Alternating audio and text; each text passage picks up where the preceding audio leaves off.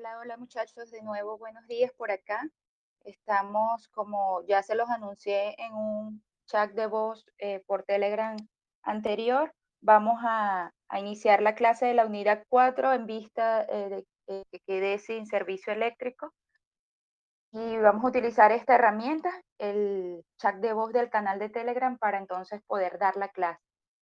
Iniciamos entonces con la unidad número 4. Recuerden que el encuentro, la sincronización de hoy a través de Google Meet era para las clases de las unidades 4, 5 y 6, que versan sobre el poder legislativo. Esa es nuestra agenda.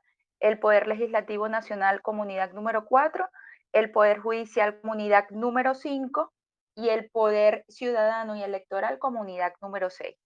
Esta primera conexión la vamos a tener para la unidad número 4, que es el poder legislativo nacional.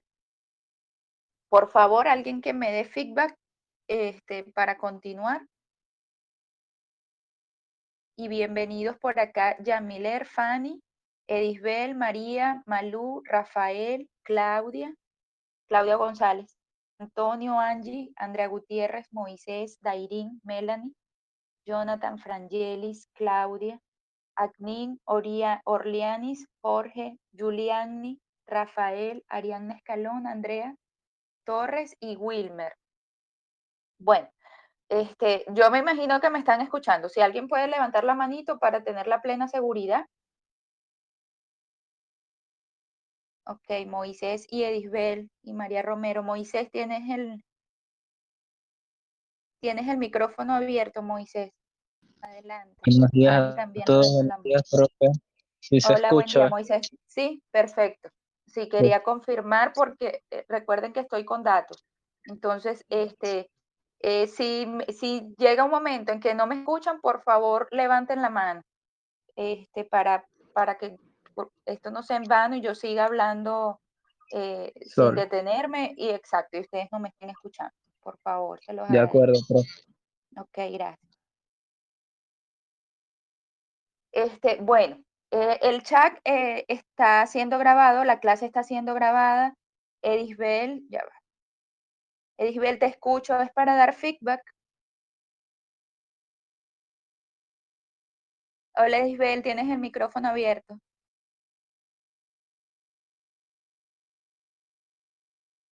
Edisbel, ¿estás por allí?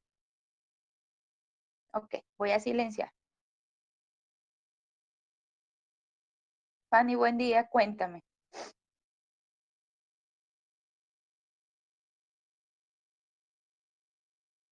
Hola, Fanny, ¿me escuchas? Sí, sí se escucha.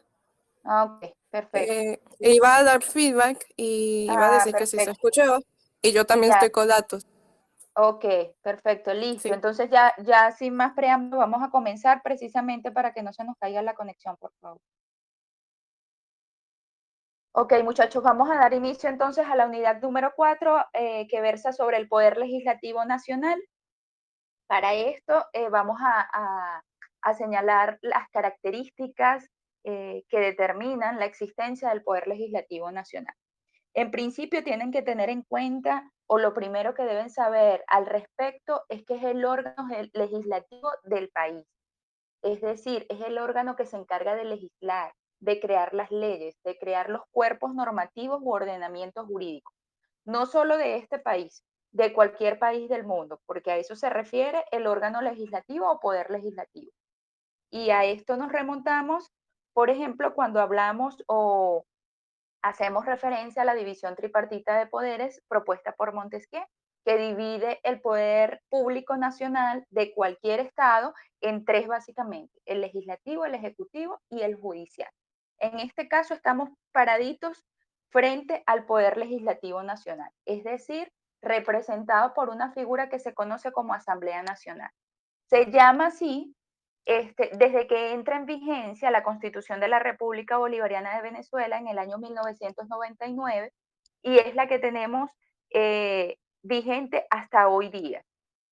Antes de la Constitución del 99, recuerden que estaba la de 1961 vigente, y para ese momento, para la existencia y vigencia de esa Constitución, se le llamaba era Congreso de la República. Entonces pasa a llamarse con esta nueva constitución Asamblea Nacional y este es el órgano legislativo de nuestro país. Tienen que entenderlo así. El órgano legislativo de nuestro país es el gran poder legislativo nacional, porque este poder legislativo, y digo gran, porque cuando veamos el tema que atañe al poder estatal y municipal, que por cierto ya lo tienen en su aula virtual, dispuesto allí, la unidad ya está abierta y a disposición y a la vista de todos ustedes, podrán darse cuenta que este poder legislativo está diseminado a través de todo el territorio de la República, solo que está, digamos, sectorizado hacia el poder estatal y hacia el poder municipal. Pero existe, lo que quiero decir es que existe. Tenemos por aquí unas manos levantadas, pero no sé si es para dar feedback. Si es para dar, voy a habilitar solamente un micrófono, porque si no, no vamos a poder seguir avanzando. Acnin, buen día, bienvenida. Tienes el micrófono abierto, Acnin. Buenos días. Hola. Era para decir que se escucha. Ah, perfecto, chévere. Muchísimas gracias. Vamos a continuar entonces adelante. Ok, Jorge, si es para dar feedback, por favor, destilda la mano levantada para entonces yo no estar atenta a quienes tengan la manito levantada, que sea por otra razón. Si es para dar feedback, destilda la mano, por favor, porque ya sabemos que se está escuchando. Entonces, nada, continuamos. Ese órgano legislativo está diseminado por todo el territorio nacional y van a darse cuenta que tiene una presencia nacional a través de la Asamblea Nacional en la capital del país y también tiene presencia tanto a nivel estatal en todas las entidades territoriales o estados del país y tiene también presencia a nivel municipal, es decir, en los municipios, a través de lo que se conoce como consejos municipales y a nivel estatal a través de lo que se conoce como consejos legislativos. Pero ese no es el tema que nos atañe hoy día, sino que esos corresponden a la unidad número 7, que veremos más adelante. Entonces, del Poder Legislativo Nacional tenemos que saber que es el órgano legislativo de la República, aparte que se ejerce por la Asamblea Nacional y que está integrada por una figura que se conoce como diputados. Diputados a la Asamblea Nacional, así se le conoce dentro de la Constitución. Diputados a la Asamblea Nacional. Estos diputados son electos en cada entidad territorial. Cuando hablamos de entidad territorial, quiere decir los estados, como decir Aragua, Carabobo, Cojedes, Barinas y cualquier entidad territorial del país. Se eligen por votación universal, directa y secreta, tal cual como se elige, por ejemplo, el presidente de la República, un gobernador de estado, un alcalde de municipio, porque recordemos que los diputados a la Asamblea Nacional, como ya lo hemos comentado en clases anteriores, son electos por votación popular, es decir, es el pueblo, es la nación quienes los elige para poder ellos ocupar sus cargos.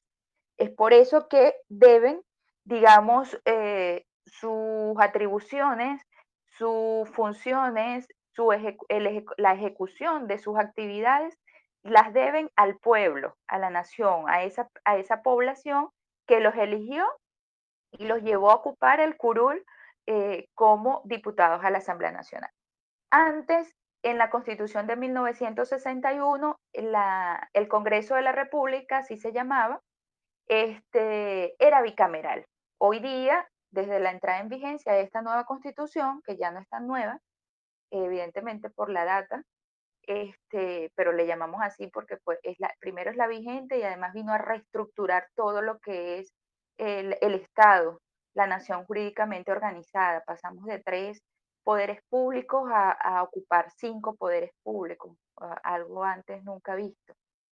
Entonces, era bicameral. ¿Qué quiere decir esto? Que el Congreso de la República funcionaba con 2 figuras de legisladores, una que se llamaba diputados y otra que se llamaba senadores.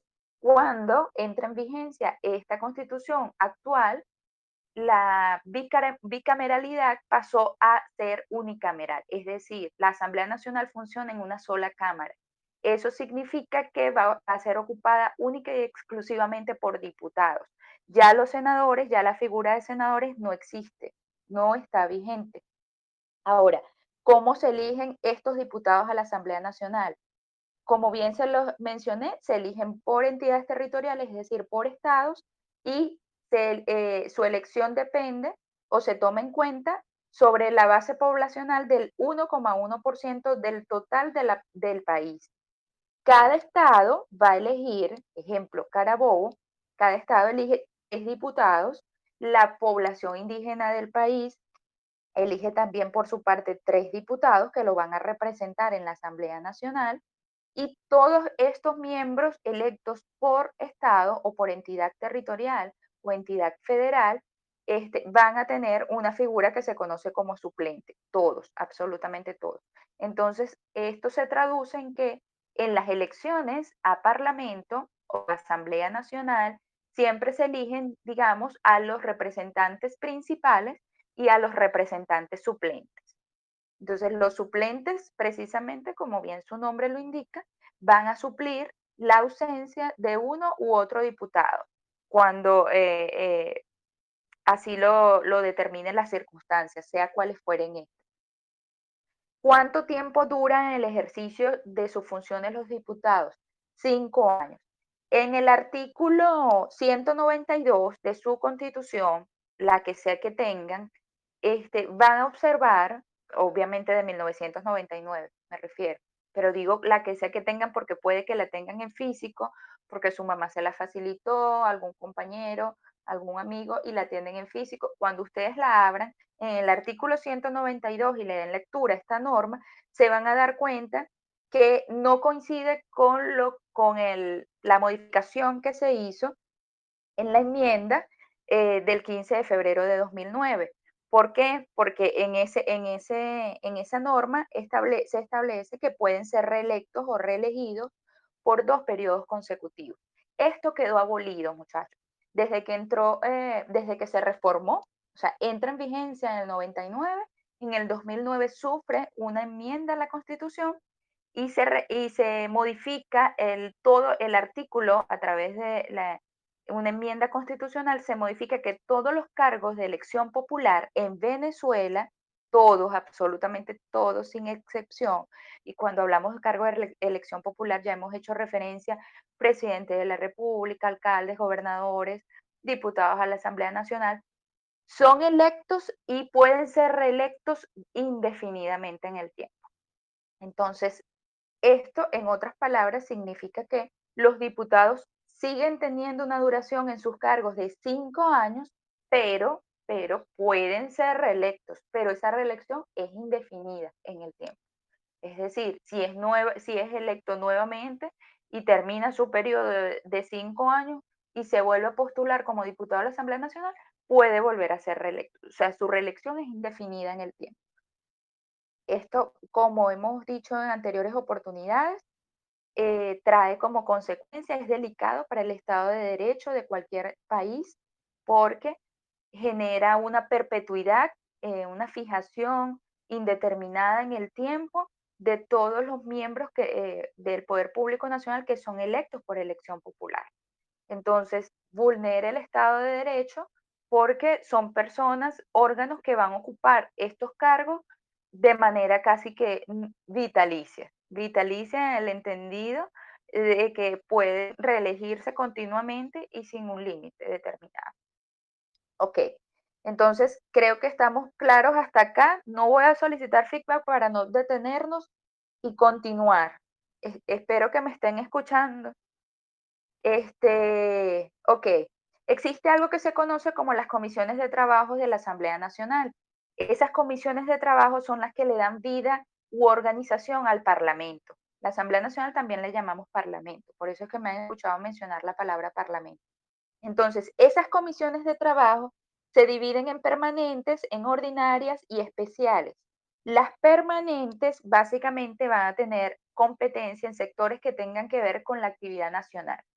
Las temporales se nombran precisamente con un tiempo determinado, con un lapso de existencia determinado, y atañe responsabilidades en investigación y en estudio.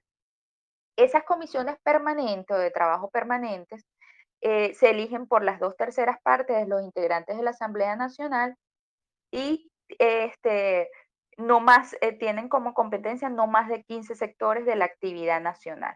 Ahora bien, estas comisiones de trabajo son las que, por ejemplo, no sé si han escuchado, la Comisión de Salud, la Comisión de Trabajo, la Comisión de Educación de la Asamblea Nacional. Bueno, precisamente, estas comisiones tienen unas competencias determinadas y son las que a las que les corresponde, perdón, ejercer todo lo que tiene que ver, por ejemplo, en el caso de legislar, todo lo que tiene que ver con la aprobación de uno u otro cuerpo normativo.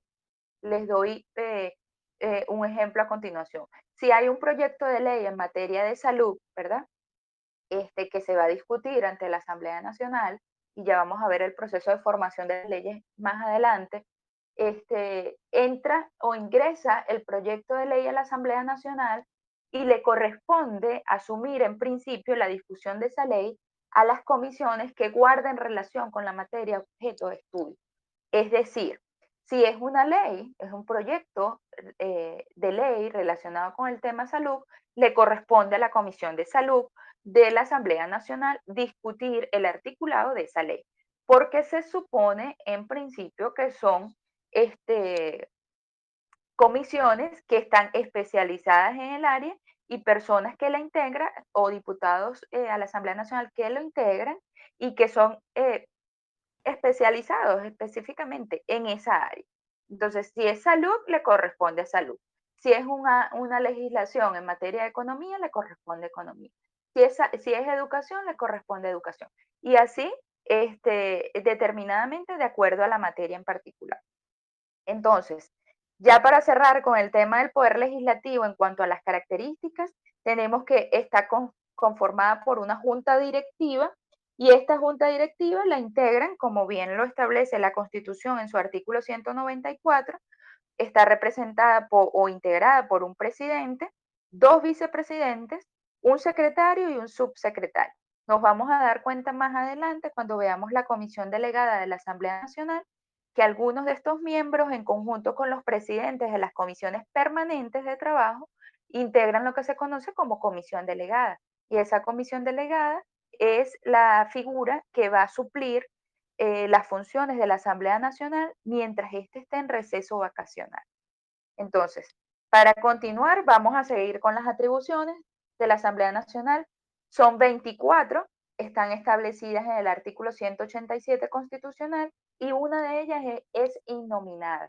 Cuando yo me refiero a innominada, es simplemente la que está en toda la Constitución. Cuando ustedes lean atribuciones de cualquier poder o de cualquier órgano, en toda la Constitución, al final de esas atribuciones siempre hay una que establece o que establece, ¿sí? Determina más bien, que todas aquellas que determine, bien sea la Constitución o la ley. Esto quiere decir que es innominada en el entendido de que deja abierta la posibilidad de que además de esas atribuciones taxativamente enumeradas, puede existir otra.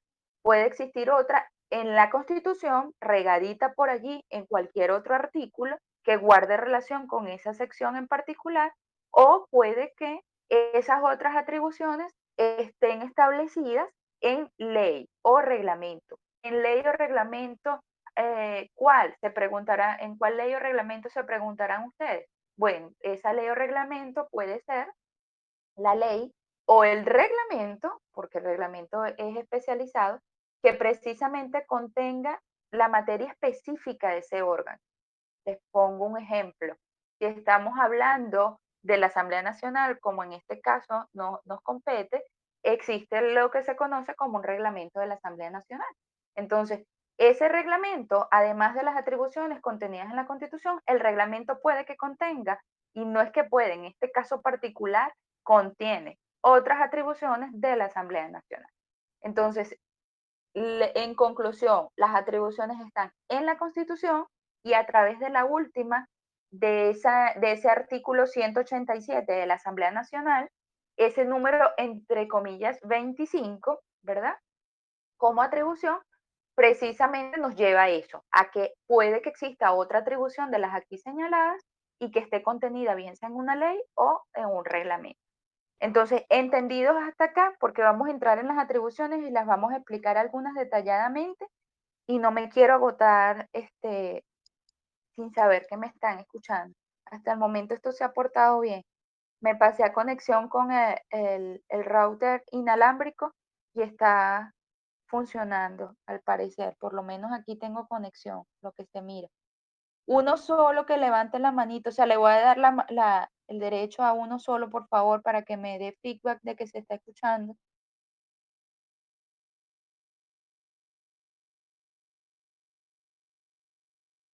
Ok, Frangelis está por acá.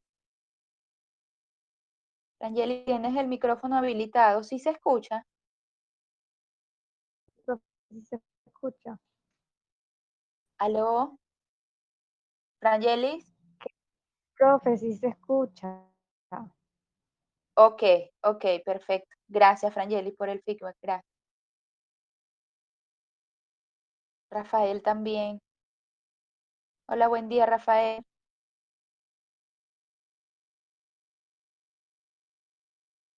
Hola, hola, buen día, Rafael. Buen día, profe, sí, sí se escucha. Ya hay Perfecto. buena. No se oye con intermitencia, por favor. No se oye algunas palabras y otras no. En algunas se escucha como que entrecortado y como que no se termina la palabra, por es por la conexión, pero ya ahorita está bien. Ok, gracias por el feedback, Rafael. Voy a silenciar. Ok, muchachos, entonces continuamos con las atribuciones a la Asamblea Nacional. Están contenidas, como bien lo establece la Constitución, en su artículo 187, y la primera de ellas no es otra sino legislar. ¿Qué es legislar? Ya lo hemos comentado en clases anteriores, básicamente crear leyes, crear cuerpos normativos. Es decir, la Asamblea Nacional va a dictar todo lo que tiene que ver con el ordenamiento jurídico del país. ¿Se acuerdan lo que se conoce como la pirámide de Hans Kelsen? Bueno, esa pirámide que contiene constitución en la cúspide como base del ordenamiento jurídico, leyes orgánicas, leyes especiales, códigos, reglamentos, etcétera, y todo lo que contiene la pirámide de Kelsen, le corresponde en parte legislarlo o crearlo a la Asamblea Nacional. Y digo en parte porque dentro de la pirámide de Kelsen existe lo que se conoce como resoluciones, por ejemplo, y las resoluciones no necesariamente emanan o se emiten desde la Asamblea Nacional. Puede que un ministerio, sea cual sea emita una resolución. Es decir, un cuerpo normativo que legisle, ¿verdad? En cualquier área que sea competente a su materia en particular, y ya eso forma parte del ordenamiento jurídico venezolano. Es decir, debe cumplirse como cuerpo normativo en Venezuela. Entonces, esto no le quita, digamos, el carácter legislador al poder legislativo nacional, pero sí lo que quiero que tengan en cuenta es que esa legislación puede incluso pertenecer al presidente de la República. El presidente de la República, a través de lo que se llama, y ya me estoy como adelantando un poquito, a través de lo que se llama como ley habilitante, puede legislar. Es decir, el presidente, la Constitución le faculta al presidente, le da la facultad de que pueda crear cuerpos normativos, es decir, leyes orgánicas o leyes especiales. De hecho, en nuestro país hay una cantidad, un sinfín, diría yo, de cuerpos normativos legislados por el presidente de la República. Cuando estaba el anterior presidente Chávez, Chávez creó una cantidad innumerable de leyes, innumerables. De hecho, muchas de las que tenemos vigentes fueron emanadas desde el Poder Ejecutivo Nacional, que fue el presidente de la República, en este caso Hugo Chávez Frías.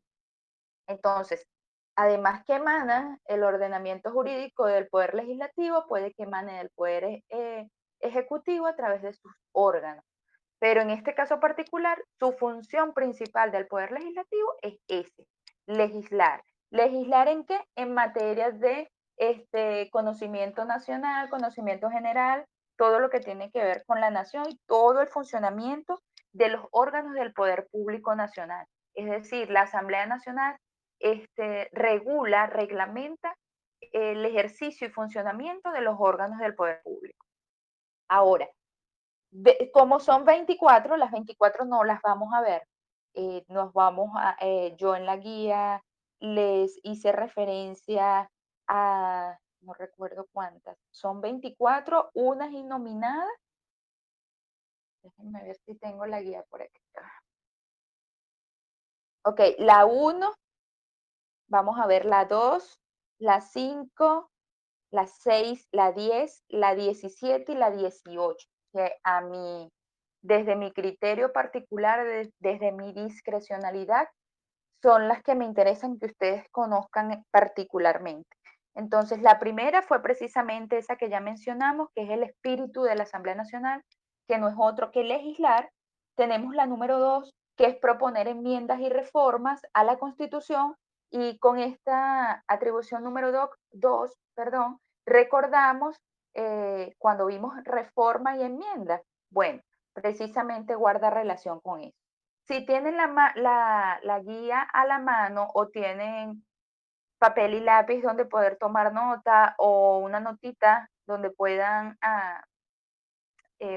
una aplicación de notitas en su teléfono celular, les sugiero que vayan tomando nota de los artículos o las normas que les voy mencionando respecto a estas atribuciones, que no las van a encontrar en la guía, pero que bueno, yo se las puedo en este momento mencionar y ustedes colocan a ella al ladito, concatenado con tal artículo.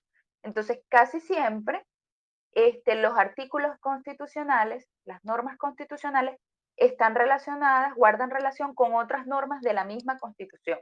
Entonces, por eso es que le llamamos concatenado, ¿no? Es como una red, está una conectada con la otra y así sucesivamente. Obviamente, cuando tienen algún tipo de relación que las une. Si no hay relación, obviamente no hay concatenación. Ok, respecto a este numeral 2 del artículo 187 de proponer enmiendas y reformas, recuerden que vimos lo que se conoce como enmienda, que no es otra cosa que cuando se le adiciona, se le adhiere, se le suma o bien sea se le modifica uno o varios artículos a la Constitución.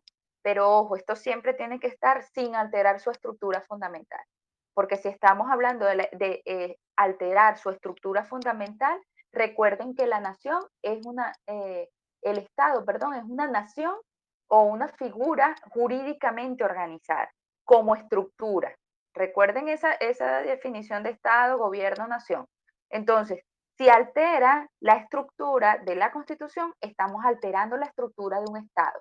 Y si estamos alterando una estructura de Estado, en consecuencia estamos creando una nueva Constitución, una nueva figura de Estado. Y eso no tiene nada que ver con lo que es enmienda. Entonces, artículo 340, la enmienda y las reformas. Agreguen ese artículo por allí que está concatenado con el numeral 2 del 187 constitucional. La reforma, como ya lo hemos visto en las unidades anteriores, en la unidad número 2, no, en la 1, si no me equivoco. En la 1 vimos la reforma y la enmienda y las diferencias entre ambas. La reforma, por su parte, sí, digamos, modifica el contenido y sustituye una o varias normas, pero con la misma intencionalidad. Y además se le hace una revisión parcial a la Constitución, pero con la misma intencionalidad, no modificar la estructura. Porque si estamos modificando la estructura de Estado, estamos creando una nueva Constitución. No es el caso. Entonces, esa es otra de las funciones, muchachos. Propone enmiendas y reformas a la Constitución. Es decir, la Asamblea Nacional puede decir, vamos a enmendar la Constitución, vamos a reformar la Constitución. Así de sencillo. Agreguen el 340. Como numeral 3, tenemos ejercer funciones de control y esas funciones de control las ejerce tanto sobre el gobierno como sobre la administración pública nacional en general. Esto está relacionado o vinculado con el artículo 222. Agréguenlo, por favor.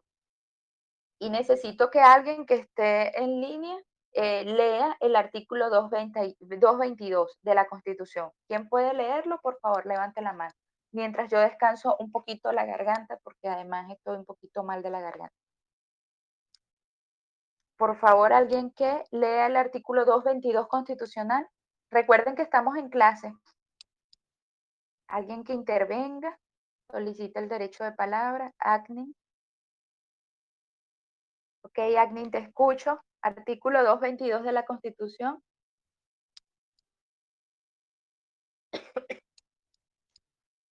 Voy, profe, lo estoy buscando. Ok.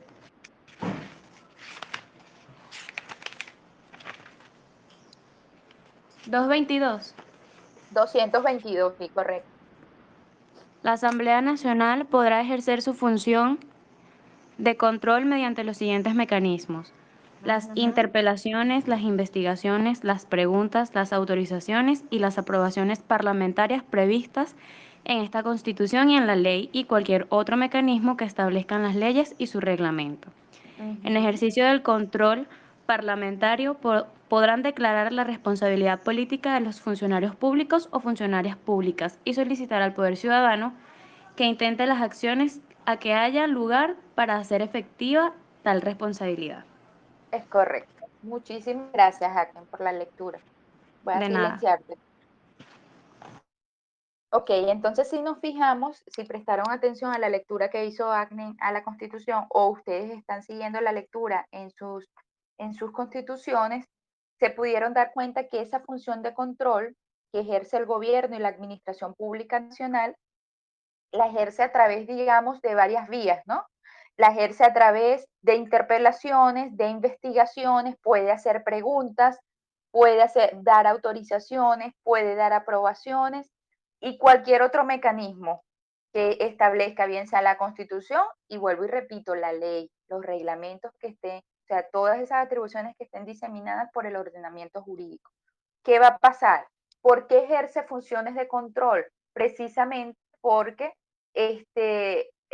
la Asamblea Nacional, como órgano legislativo, dentro digamos, del ejercicio funcional, ese control lo va a ejercer para y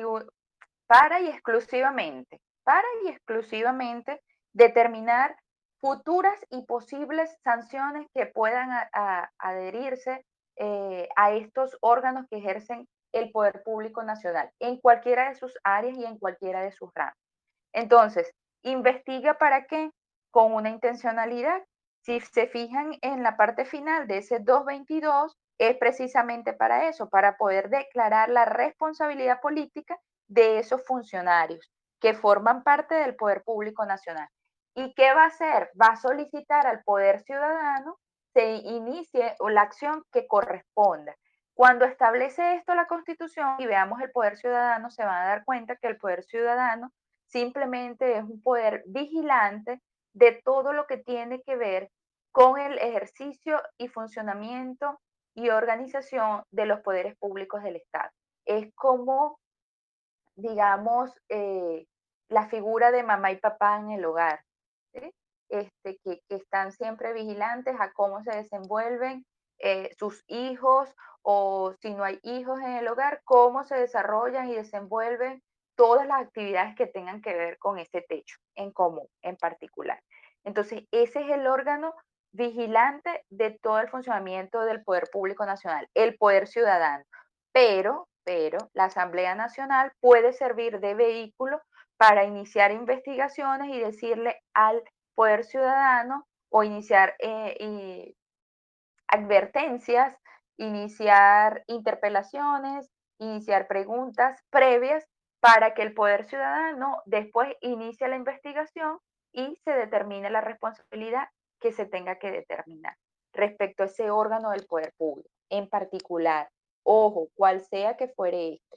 Entonces, al ladito de ese numeral 3 del 187, anoten que guarda relación con el 222 constitucional.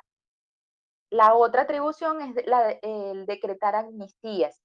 Recuerden que cuando vimos las funciones del presidente de la República, fíjense cómo toda la Constitución está interconectada. cuando vimos las atribuciones del presidente, vimos que él puede dictar lo que se conoce o declarar lo que se conoce como indulto. Tanto el indulto como la amnistía, y ya lo mencionamos en aquella clase, son perdones de haber incurrido en un hecho punible, bien sea el perdón de la pena o el perdón del delito. La diferencia en este caso particular entre una y otra, en el caso venezolano, es que el indulto lo provee el presidente de la República y la amnistía lo provee la Asamblea Nacional. Ya dijimos en una oportunidad, como ejemplo, que el expresidente Chávez precisamente sale en libertad porque él fue privado de libertad, sale en libertad porque el extinto presidente para ese momento vigente, que era el doctor Rafael Caldera, indulta a Chávez y Chávez sale en libertad y bueno, eso significa que la persona prácticamente tiene un perdón de la sanción a la que fue sometido. Ojo con lo que voy a decir a continuación. El perdón de la pena o el perdón del delito, es decir, bien sea de amnistía o de indulto, corresponde única y exclusivamente en ciertos delitos. Cuando hablamos de delitos de lesa humanidad, que son, por ejemplo, asesinato, exterminio, esclavitud, prostitución forzada, traslado forzoso, delitos graves que tengan que ver con lesa humanidad o delitos de guerra. Esto va concatenado con el Estatuto de Roma, y esas violaciones graves a los derechos humanos como crímenes de guerra no son imprescriptibles, muchachos. Esto se traduce a que ellos no prescriben, no caducan. Es decir, si usted cometió una violación de derechos humanos hoy, 17 de julio de 2021, y usted tiene hoy día 20 años de edad y transcurren 40, ¿verdad? Por allá cuando tenga ya 60 años, es posible que aún a esa fecha usted sea perseguido por el Estado venezolano, sea cual fuere donde usted se encuentra a nivel mundial, y se determine la responsabilidad del hecho en el que incurrió cuando tenía 20 años de edad. En otras palabras, por más que usted intente escapar de la justicia cuando se comete violaciones graves de los derechos humanos o delitos de lesa humanidad, no va a poder escaparse nunca. Siempre va a estar con ese peligro, siempre va a estar con esa sombra de persecución del poder, en este caso del Estado, para que usted cumpla con la responsabilidad de responder precisamente por el daño causado, sea cual fuere de acuerdo al delito cometido. Entonces, indulto no se provee ni amnistía cuando se trata de delitos de lesa humanidad. Y cuando escuchen lesa humanidad, lesa proviene de lesión, tal cual como cuando nos hacemos una lesión en el cuerpo, tal cual. Pero solo que estos son provistos por una persona en perjuicio de otra, ¿sí? Entonces usted causa un daño a la lesión humana, causa una lesión humana a otra persona. Entonces, dentro de estos delitos, los que ya mencionamos: asesinato, exterminio, prostitución forzada, traslado forzoso, todo lo que tiene que ver, muchachos, con violaciones graves de los derechos humanos, todo lo que tiene que ver, y todo lo que tiene que ver con crímenes de guerra. Entonces, todos estos delitos no pueden ser provistos ni de indulto ni de amnistía. Eso para que esté claro por allí. Guarda relación ese numeral 5 con el artículo 29 y el 236.19 constitucional. El 236.19, recuerden que ya lo vimos y hacía referencia a las atribuciones del presidente de la República y precisamente guarda relación con ese declarar indultos. Por eso es que está concatenado con el decretar amnistía. Son dos figuras distintas, pero básicamente los dos son perdones, solo que uno lo da a la Asamblea Nacional y el otro le corresponde única y exclusivamente al presidente de la República. Ok, seguimos con el numeral 10, que es dar voto de censura al vicepresidente ejecutivo de la República. Este es muy importante, ¿por qué? Porque ya dijimos en uno de los cafecitos, precisamente en el cafecito número 4, alguien hizo la pregunta, no recuerdo quién en este momento, pero ¿qué significaba dar voto de censura? Voto de censura no es otra cosa que remover del cargo a esa persona que lo está ocupando. En este caso particular, la Asamblea Nacional tiene la facultad de remover al presidente de la República y a los ministros, es decir, a esos órganos que forman parte del Poder Ejecutivo Nacional. Este dar voto de censura guarda relación con el artículo 236.21 y este lleva a su vez al número 240 de la Constitución.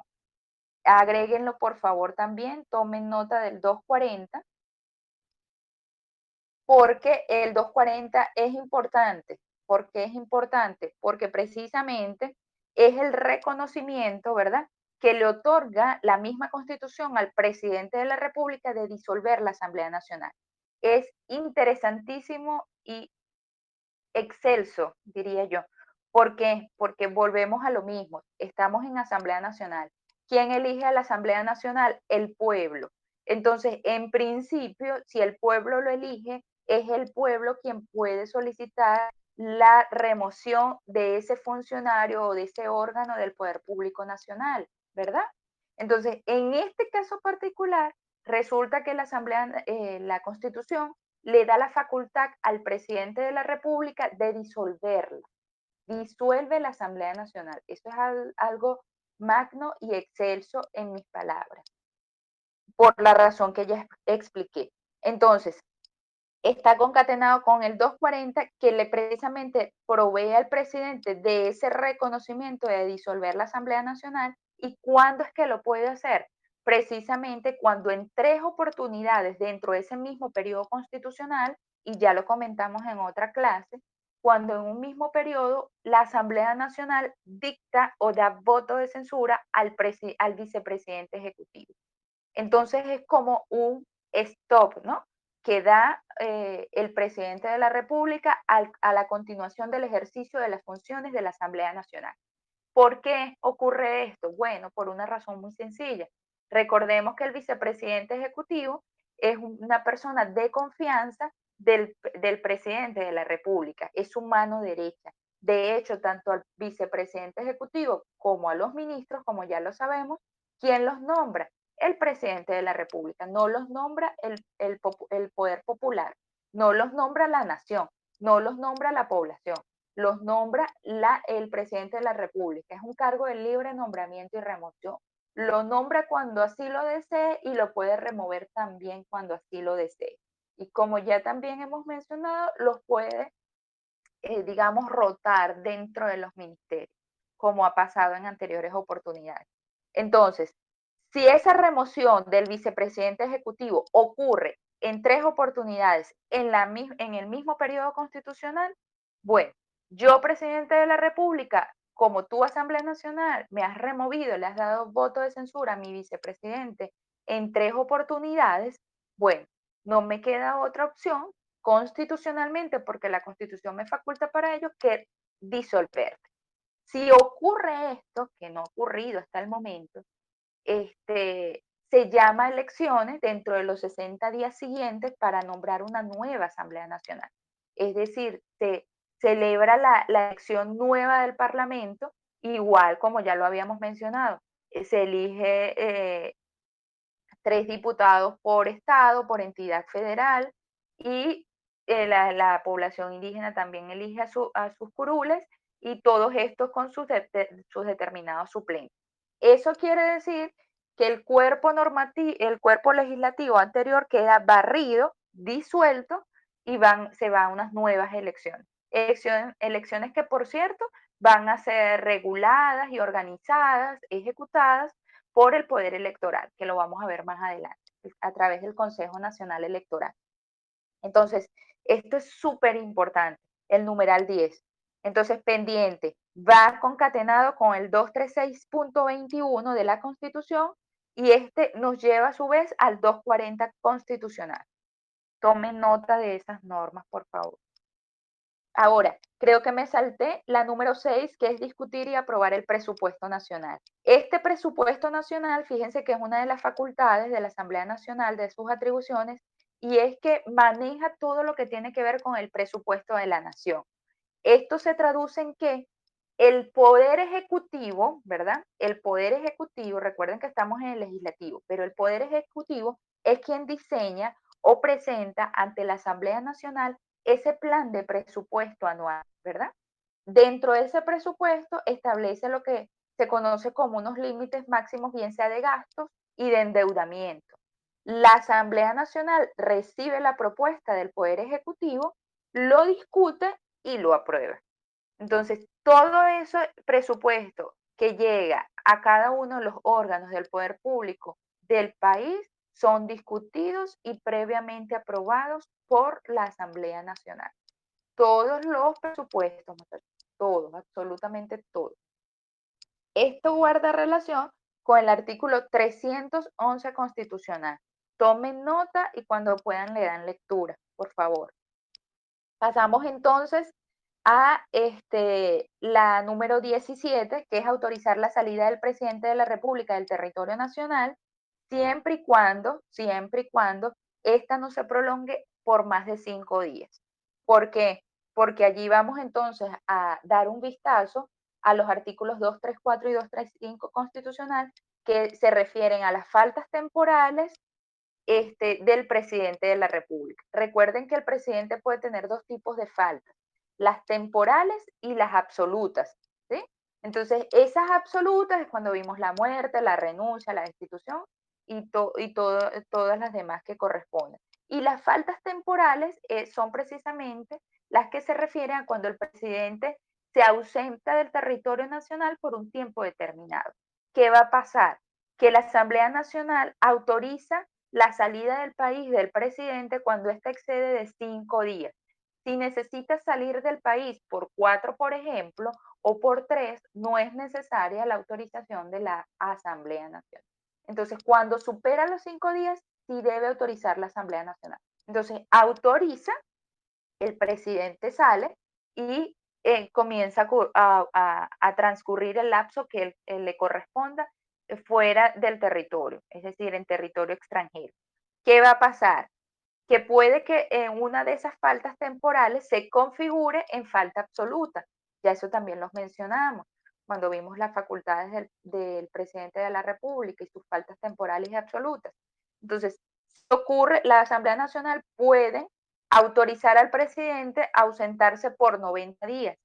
90 días estamos hablando de un promedio de 3 meses. Prorrogables por 90 días más, es decir, 3 meses más.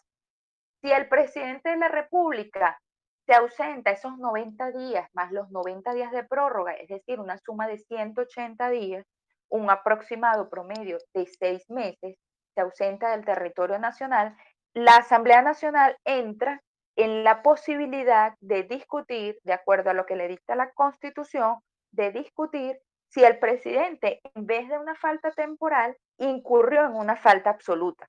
Es decir, sí, hay que averiguar qué pasó con el presidente, si incurrió en unas de esas que están determinadas por la Constitución y por la ley, si fue que falleció, si es que está inhabilitado mentalmente o físicamente, si fue que renunció y todavía pues no ha llegado, digamos, el país no se ha enterado de la renuncia, etcétera, dentro de las que correspondan, ¿no? Porque si es revocación del poder, es irrisorio, es absurdo pensar en esa opción porque el revocatorio, por ejemplo, es a través de la popularidad, es la nación, el pueblo, quien revoca un cargo de elección popular. Entonces, en esa no aplicaría. Estamos hablando de una ausencia del presidente que se prolongue por más de 180 días fuera del territorio nacional. Entonces allí a la Asamblea Nacional, digamos, se le enciende un bombillito de alarma y dice, epa, ¿qué pasa aquí? Ya van más de 180 días, el presidente de la República no se ha reportado, entonces tenemos que determinar si en vez de una falta temporal, el presidente incurrió en una falta absoluta, porque de incurrir entonces en una falta absoluta, necesariamente tenemos que aplicar las fórmulas que corresponden. Me imagino las recuerdan. antes de tomar posesión, durante los primeros 4 años y durante los últimos 2 años. Entonces, si se configura la falta absoluta, hay que llenar ese vacío que dejó el presidente de la República. Ese vacío de poder no puede quedar allí porque quedaría el país, quedaría acéfalo de poder ejecutivo y no puede estar así. No debe estar así desde el punto de vista constitucional. La figura del presidente de la República como figura principal de todo el poder público nacional tiene que estar. Entonces, guarda relación precisamente con esa falta temporal y esas faltas absolutas del presidente de la República. ¿Quién autoriza la salida del presidente del país? La Asamblea Nacional. Por último, en el numeral 18 tenemos la aprobación por ley, bien sea de tratados o convenios internacionales. Esto ya también lo hemos tocado. Recuerden que cuando hablamos de las leyes o tratados o convenios internacionales, significa todos aquellos acuerdos que el país ha suscrito con otros países, con otras naciones. Les he puesto el ejemplo de cuando el presidente de la República va a un encuentro con otras naciones en cualquier otra ciudad del mundo, se reúnen y discuten temas de interés mundial o que atañen a esas naciones que ocurrieron o que acudieron a esa reunión en particular.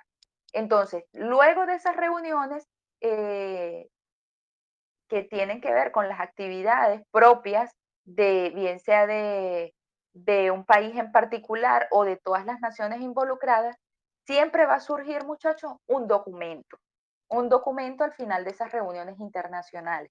Esos documentos son acuerdos a los que llegan estas naciones y se suscriben por cada una de esos países que asisten a esa reunión internacional. ¿Qué pasa? Un país puede negarse a suscribir ese acuerdo. Si se niega, se conoce como voto salvado. Es decir, yo salvo mi voto y no estoy de acuerdo con lo que allí se está proponiendo. Entonces, esos países reunidos, entonces suscriben ese documento, le dan forma jurídica y es lo que se conoce como acuerdo, convenio o tratado internacional. ¿Qué va a pasar? Si Venezuela fue a esa reunión internacional y suscribió ese acuerdo, ese convenio, ese tratado, para que pueda, estamos hablando en el caso que Venezuela lo suscribe, es decir, esté de acuerdo con el contenido, ¿verdad? Pero cuando se lo trae, o sea, el presidente, vamos a poner el ejemplo de que es el presidente, porque puede también acudir ante la reunión internacional el canciller de la República o ministro de Relaciones Exteriores en representación del país, perfectamente puede hacerlo, pero cuando se trae al país ese acuerdo, tratado, convenio internacional, para que pueda empezar a surtir efecto aquí en Venezuela, dentro de nuestro territorio, necesariamente tiene que pasar por la aprobación de la Asamblea Nacional. Entonces, el presidente, por ejemplo, el canciller, el ministro de Relaciones Exteriores, firmó un acuerdo en Brasil de determinada materia con otra serie de países o naciones, suscribieron el acuerdo. En el caso venezolano, pongamos como ejemplo que no haya salvado el voto, es decir, si estuvo de acuerdo, me traigo esa aprobación a mi país y para que pueda empezar a surtir efecto aquí, la Asamblea Nacional tiene que decir, epa, sí, lo apruebo. A partir de ese momento es ley en la República. Importantísimo esto. Una vez aprobado un tratado o convenio internacional, es ley en la República. Es decir, así como es válido un código civil, sería válido un convenio o tratado internacional que haya sido suscrito, por ejemplo, en Brasil, en Argentina, en Chile, por Venezuela, obviamente. Y digo obviamente porque si ya fue aprobado aquí dentro del país, es porque Venezuela dio su voto a favor o en favor de ese acuerdo o tratado internacional. Entonces, pendiente con esta atribución, por favor. Entonces, vamos a dar feedback aquí porque ya finalizamos. A una sola persona le voy a habilitar el micrófono, una solita, por favor, que me diga si se está escuchando. Frangelis. Frangeli se oye. Se escucha. Ok, gracias Frangeli, gracias. Te silencié, Frangeli, pero ibas a hablar. Cuéntame. Profe, una pregunta. ¿Cuándo es la próxima clase? ¿Cuál próxima clase, Frangeli? O sea, ¿qué próxima clase te estás refiriendo? O sea, Porque si cuando, es de la unidad 5 y 6, va a ser inmediato, terminemos esto. cuando vamos a volver a tener clases. No comprendo tu ok. pregunta. Te explico Está lo bien. siguiente. O sea, la clase de hoy está fijada para las unidades 4, 5 y 6. En el aula virtual tienen dispuesta ya la sección de la unidad 7, pero para esa unidad 7 todavía no tenemos clase fijada por el momento. No sé si me logré explicar. No, ya está bien, profe, gracias. A tu orden. Voy a silenciar tu micrófono, Frangeli. Moisés, me imagino. Ok, perfecto. Gracias, Moisés. Ibas a dar feedback, pero ya listo. Bueno, continuamos. Los requisitos para ser diputado a la Asamblea Nacional, muchachos, los van a revisar en el artículo 188 constitucional y no son otros que, primero, tener la nacionalidad venezolana por nacimiento o por naturalización. Ojo con este aspecto, ¿por qué? Porque si lo comparamos, por ejemplo, con el del presidente de la República, el presidente de la República necesariamente tiene que ser para poder optar a ese cargo venezolano por nacimiento y además no poseer otra nacionalidad. En este caso particular, los diputados pueden ser venezolanos por nacimiento o por naturalización y además sí pueden tener otra nacionalidad. Aquí tienen que ver y concatenarlo, tomen nota del artículo 41 constitucional. En el artículo 41 constitucional, y eso lo vamos a ver más adelante en la unidad que corresponde a la nacionalidad y la ciudadanía, van a ver que hay cargos para, cargos, digamos, de alto rango, ¿no? Los cargos más importantes del país que están reservados para una determinación de la nacionalidad y hay otros cargos donde puede ser venezolano, bien sea por nacimiento o por naturalización, y aparte de eso, poseer otra nacionalidad. En este último aspecto encuadran los diputados a la Asamblea Nacional. Ese por naturalización no vamos a entrar a fondo en este momento. ¿Por qué? Porque lo vamos a entender cuando veamos esta unidad. Hay una unidad que se denomina nacionalidad y ciudadanía. Cuando la veamos vamos a ver que los venezolanos podemos adquirir la nacionalidad bien sea por nacimiento o porque nos naturalicemos venezolanos. Y hay varias opciones o maneras o guías, rumbos, caminos a seguir que tomar para nosotros ser venezolanos por naturalización. Son muchos. No es el tema que nos atañe en este momento, así que vamos a continuar. Sencillamente, para ser diputado, necesitas haber nacido en Venezuela o haberte naturalizado venezolano y tener por lo menos 15 años de residencia en el territorio del país. Estos 15 años, ojo con esto también, no deben ser ininterrumpidos. Es decir, no pueden ser intermitentes. No es que viví 5 años, me fui del país, estoy en territorio extranjero 2, regresé y sumé 5 más y así voy continuamente. No, no funciona de esa manera. O sea, los 15 años de residencia en el país deben ser de manera ininterrumpida. Es requisito sine qua non, requisito que no se puede relajar y que debe ser así para poder optar a ser diputado a la Asamblea Nacional. Además de eso, ser mayor de 21 años de edad y haber residido 4 años por lo menos consecutivamente en el estado donde él va a ser electo. Es decir, si es un diputado a la Asamblea Nacional que va a emerger a través del estado Carabobo, debe haber por lo menos haber tenido su domicilio consecutivamente durante los 4 años anteriores a la elección y que sean ininterrumpidos. Ese es otro de los requisitos. Son básicamente 3 requisitos. Y como se pueden dar cuenta, desde muy jovencito se puede ser diputado a la Asamblea Nacional, mayor de 21 años de edad. O sea, ya a partir de los 21, usted puede postularse a ser diputado a la Asamblea Nacional de la República Bolivariana de Venezuela, de conformidad con la Constitución Nacional. Entonces, ahora, Vemos también que existen excepciones para ser diputado a la Asamblea Nacional. Eso está contenido en el 189 constitucional y es una lista de 7 funcionarios que no pueden, o más bien no deben ser diputados a la Asamblea Nacional. No son otros que el presidente de la República, su vicepresidente ejecutivo, los ministros, el secretario de la Presidencia de la República, los presidentes directores de las empresas del Estado, también de los institutos autónomos, todo lo que tiene que ver con todos los funcionarios, bien sea a nivel estatal, municipal, nacional, de estos institutos autónomos o empresas del Estado, y los gobernadores y secretarios de gobierno.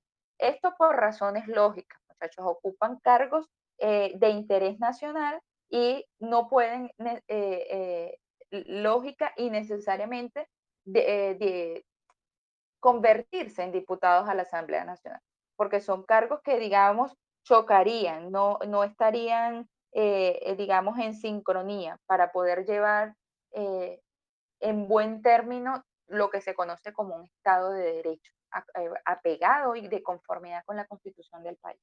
Entonces, estas personas que están acá no pueden ser diputados a la Asamblea Nacional, no deben ser diputados a la Asamblea Nacional. Y de postularse, en caso dado de postularse, tienes necesariamente que desprenderte, apartarte, retirarte del cargo que estás poseyendo para ese momento. Es decir, vamos por el primero, si usted es presidente de la República, pero entonces usted le provoca, le nace, prefiere ser diputado a la Asamblea Nacional, bueno, entonces tendrá que renunciar al cargo del presidente de la República y apostar o proponerse como candidato a la Asamblea Nacional. Si eso ocurre, fíjense cómo todo guarda relación. ¿Qué va a pasar? Ah, el presidente de la República renunció a ser presidente porque aspira a ser diputado a la Asamblea Nacional. ¿Qué va a pasar?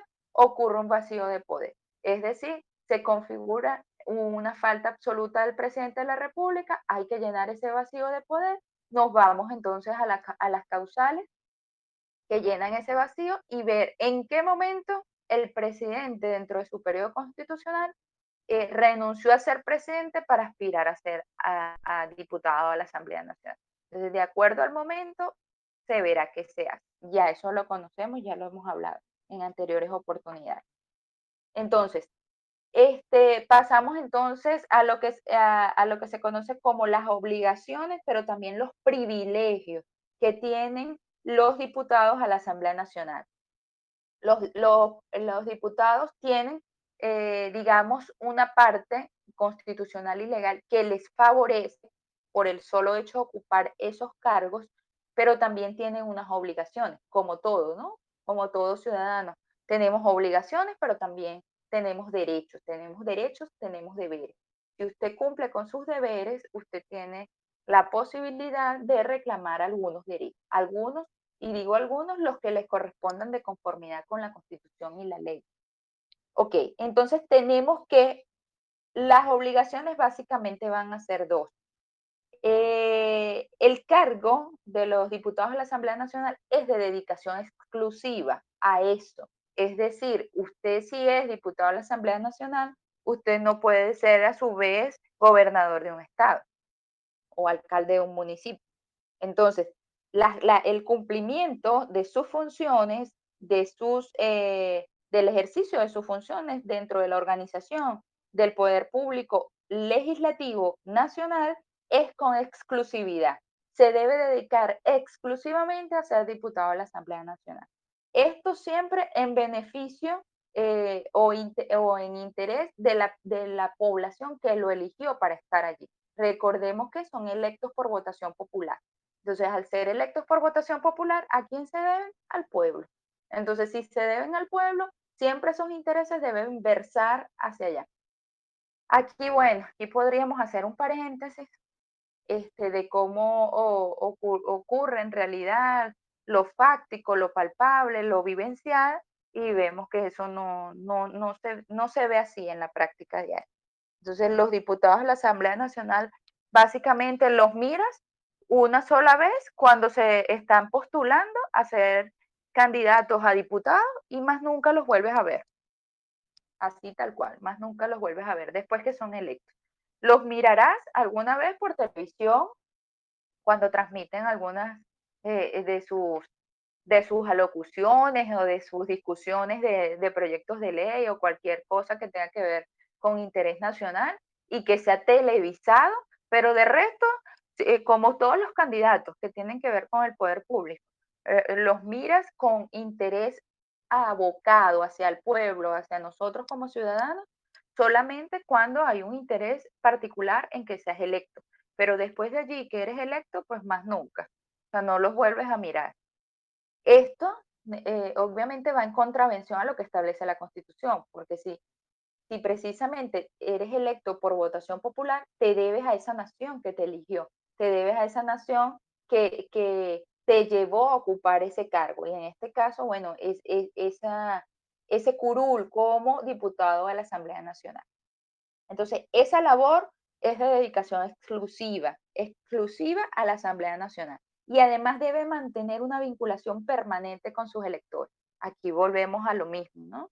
Si se deben a los electores, esa vinculación tiene que ser permanente, siempre pendiente de quienes los eligieron. Si usted es diputado a la Asamblea Nacional por el Estado Carabobo, lo ideal es que usted siempre esté pendiente, atendiendo a lo que opinen y a las sugerencias que den los ciudadanos de esa entidad federal en particular.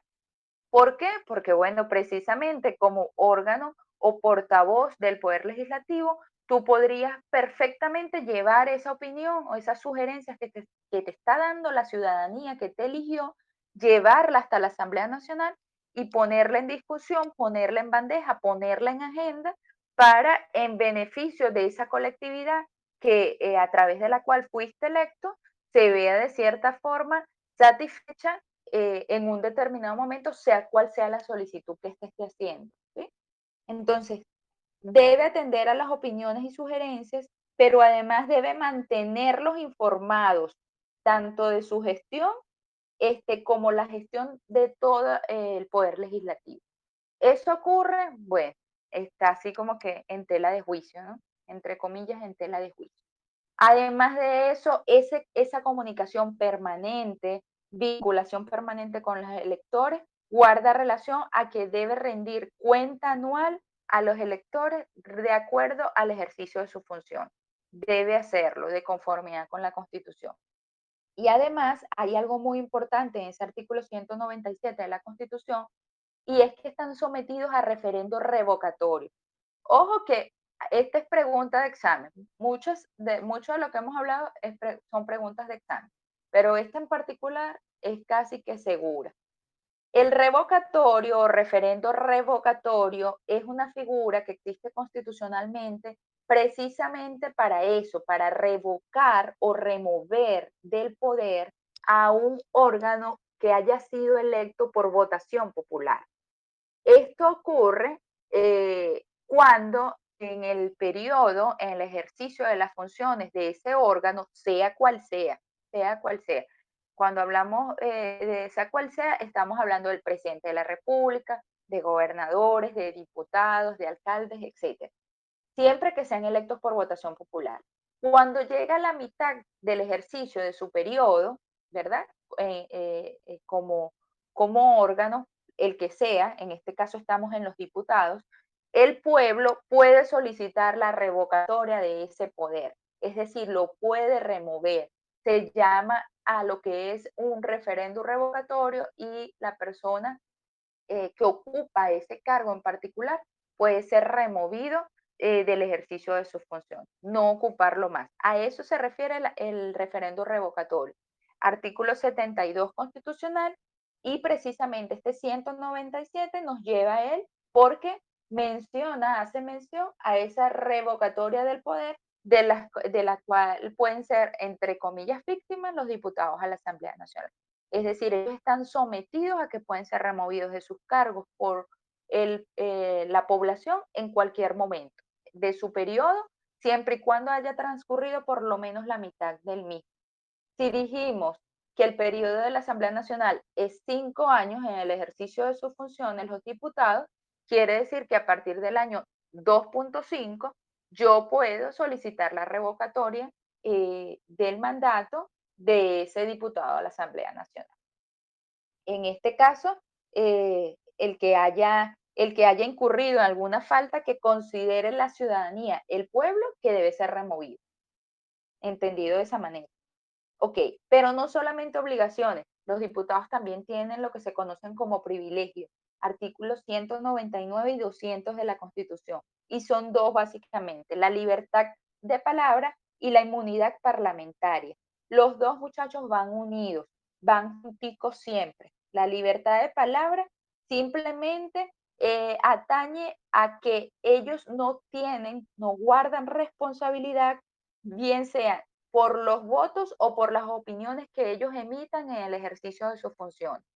Esto se traduce en que, o en otras palabras, podemos decir que ellos solamente van a responder ante esas personas que lo eligieron como diputado de la Asamblea Nacional, y ante la misma Asamblea Nacional, ya sea de acuerdo a la Constitución o los reglamentos y las leyes. Pero en el ejercicio de sus funciones ellos son libres de expresarse. Libres de expresarse precisamente porque son eso, ellos son, vamos a entrecomillarlos, la voz del pueblo. Ellos llegan hasta allá, hasta la Asamblea Nacional, ellos nos están representando a nosotros. Somos nosotros quienes los llevamos a ocupar esos cargos y son la voz precisamente de esa nación que está esperando porque cumplan con las atribuciones que les son perfectamente y taxativamente determinadas por la Constitución y la ley. Entonces, son libres de emitir votos y opiniones y no pueden ser juzgados o perseguidos por esto. Esa es la libertad de palabra. Está relacionada con la inmunidad parlamentaria. ¿Por qué? Porque si usted en el ejercicio de sus funciones como diputado, en esas opiniones que emitió, en esos votos que emitió, usted cometió un presunto delito, ¿verdad? Ese presunto delito en el cual usted pudo haber incurrido, no lo va a conocer cualquier tribunal de la República, así como que si usted fuese cualquier ciudadano en común, que lo es. No es que ellos sean extraterrestres o sean especiales o sean mejores o superiores al resto, a nosotros, para nada. Pero precisamente estos privilegios los ubican como que un escalafón un poquito más alto, y como que los envuelven en una burbujita, es una especie de protección para que ellos puedan ejercer funciones dentro de las que les correspondan. Esa inmunidad parlamentaria, si ese diputado precisamente cometió un presunto delito, y hablo de presunto porque en Venezuela, como lo nombrábamos en el cafecito virtual de esta unidad, alguien también hizo la pregunta al respecto, la presunción de inocencia debe mantenerse en Venezuela. Si usted cometió un delito hoy día y usted no fue agarrado en flagrancia, ¿verdad? Es decir, no, no fue capturado en el momento en que estaba cometiendo el hecho, sino que lo cometió y después la comunidad se enteró, usted debe ser puesto o provisto de presunción de inocencia.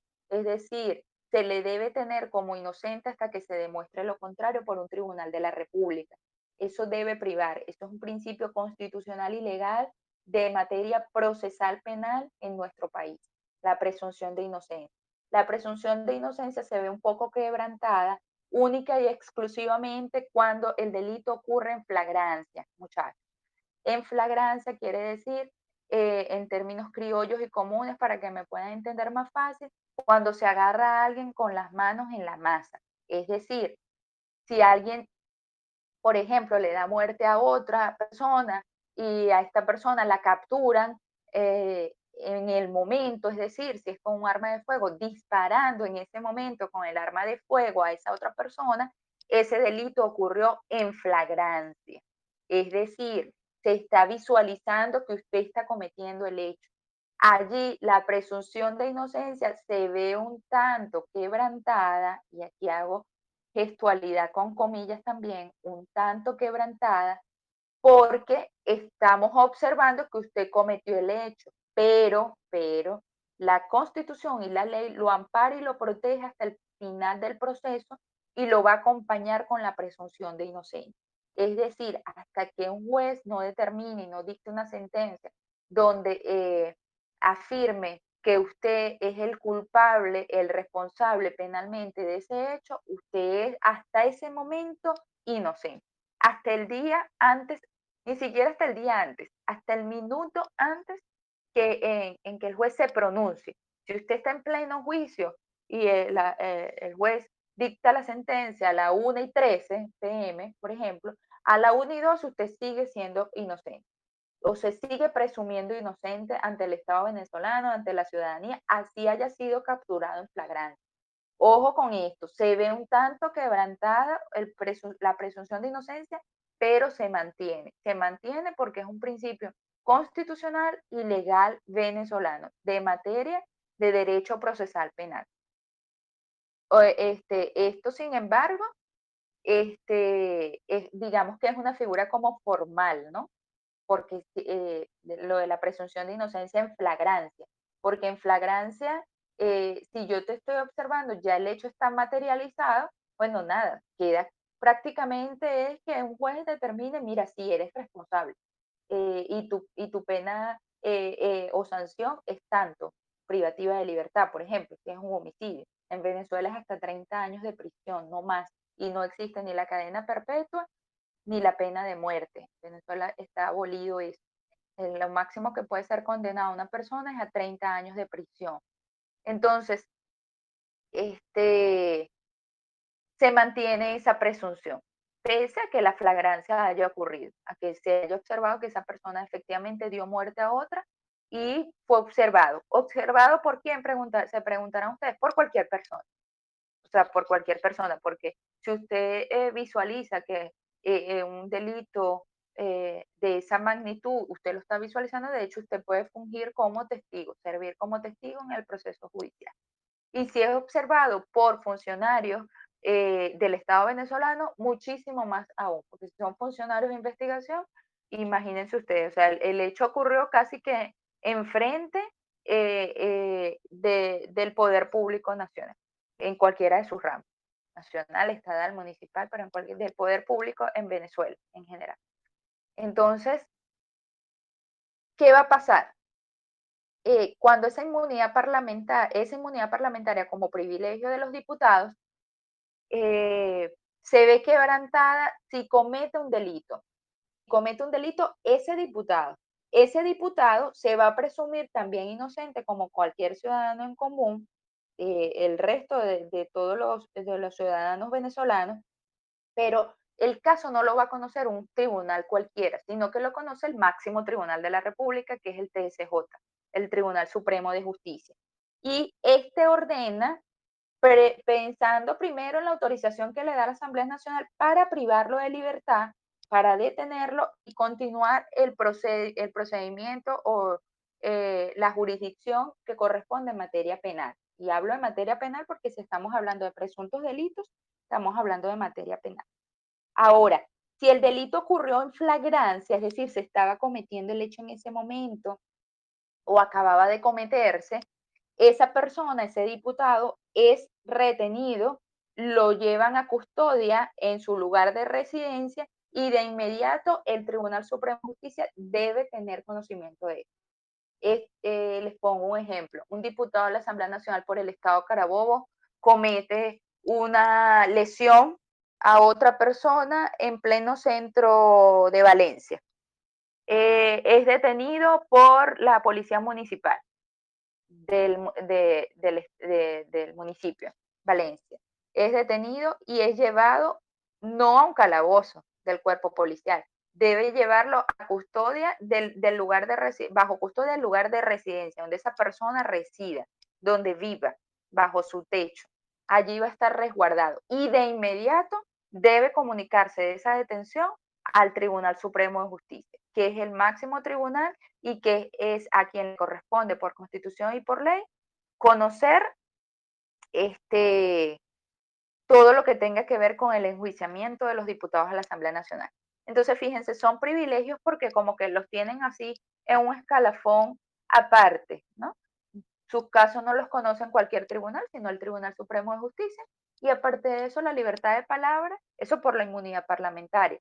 Y por la libertad de palabra, sencillamente pueden emitir, bien sea juicios u opiniones, dar su visión crítica de de la materia en particular que corresponda y no van a ser responsables por estos votos y opiniones que emitan. Ellos simplemente muestran responsabilidad ante los electores y la misma asamblea que los eligió. Entonces, ¿qué va a pasar? Si estos privilegios, ¿verdad?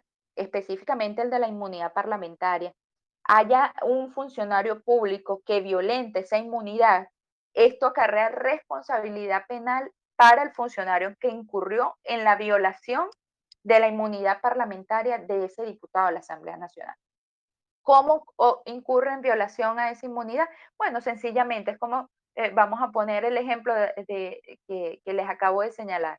Diputado de la Asamblea Nacional del Estado Carabobo es aprehendido en flagrancia por funcionarios de la Policía Municipal de Valencia, y el hecho ocurrió en pleno centro del municipio y resulta que la policía, en vez de llevarlo bajo custodia a su lugar de residencia, no, lo lleva a los calabozos de la Policía Municipal y lo tiene resguardado allí y no comunica al Tribunal Supremo de Justicia. El Tribunal Supremo de Justicia jamás se entera que ese diputado está privado de su libertad.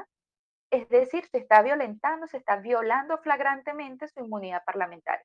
Bueno, esos funcionarios que intervinieron en ese procedimiento mal habido son responsables penalmente precisamente por violentar, por agravar esa inmunidad que le corresponde a los diputados por constitución y por ley. Entonces creo que estamos claros hasta acá. Y digo creo porque no voy a pedir feedback por el momento para continuar y cerrar ya con la comisión delegada de la Asamblea Nacional. Al principio del tema les hablé que existe lo que se conoce como una comisión delegada de la AN y no es otra cosa que una figura que va a funcionar cuando la Asamblea Nacional entra en un receso. Es como un receso vacacional, ¿no? ¿Y quiénes lo integran? Lo van a integrar el presidente de la Asamblea, los vicepresidentes y los presidentes de las comisiones permanentes. Recuerden que nombramos a la comisión delegada cuando comenzamos hablando de las comisiones de trabajo, que existen permanentes, ordinarias, especiales y temporales. Ok, en esta comisión delegada, los presidentes solo de las comisiones permanentes, en conjunto con el presidente de la Asamblea Nacional y los vicepresidentes, van a integrar lo que se conoce como la comisión delegada. Esa comisión delegada simplemente va a ejercer funciones mientras la Asamblea entra en receso vacacional. Ese receso, ya lo vamos a mencionar, tiene 2 periodos de sesiones ordinarias. O sea, la Asamblea Nacional sesiona en 2 periodos en el año. Sesiona desde el 5 de enero hasta el 15 de agosto y del 15 de septiembre al 15 de diciembre. Es decir, tiene entonces 2 recesos, del 15 de agosto hasta el 15 de septiembre y luego del 15 de diciembre al 5 de enero. Esos lapsos, es decir, ese mes del 15 de agosto al 15 de septiembre y luego del 15 de diciembre al 5 de enero, ese mes y esos otros 20 días aproximadamente, va a suplir ese vacío de la Asamblea Nacional natural, digo natural, la que le corresponde normal ocupar los curules, y la va a representar lo que se conoce como comisión delegada, en presencia de estas personas, el presidente de la Asamblea Nacional, los vicepresidentes y los presidentes de las comisiones permanentes. Sus funciones están establecidas en el artículo 196 de la Constitución y algunas de ellas son, por ejemplo, autorizar la salida del presidente de la República, autorizarle la salida del país, del territorio nacional, conocer todo lo que tiene que ver con sesiones extraordinarias y además puede también autorizar al Ejecutivo Nacional para decretar créditos adicionales, porque recuerden que una de las funciones o atribuciones de la Asamblea Nacional es de discutir y aprobar el presupuesto nacional, pero a su vez el Poder Ejecutivo puede dictar créditos adicionales. Esos créditos adicionales necesariamente tienen que ser aprobados por la Asamblea Nacional. Esa es una de las funciones atribuidas a la comisión delegada cuando la Asamblea Nacional entra en receso. Entró en receso, entra entonces en vigencia o a funcionar esta comisión delegada y tiene claramente sus funciones determinadas por la Constitución en el artículo 196. Entonces, léanlo. Hicimos referencia simplemente a 3 de ellos. Por favor, feedback aquí para entonces terminar la unidad 3 del proceso de formación de las leyes. Alguien que me dé feedback, por favor.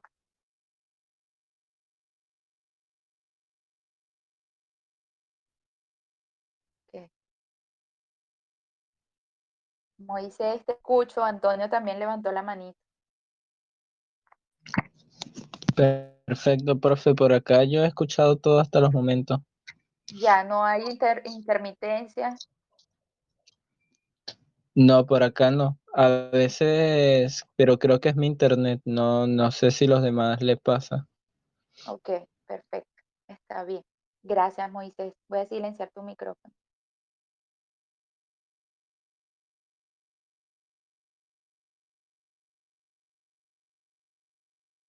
Antonio,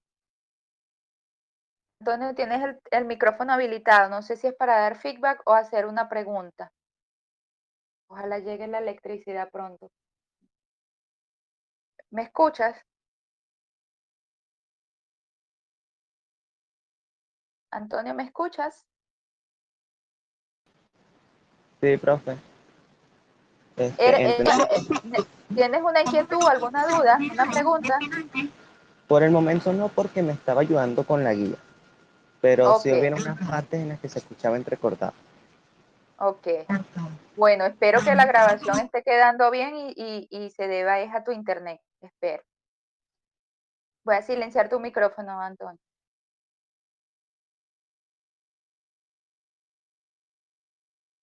Hola, Claudia, ¿deseas intervenir? ¿Cómo estás?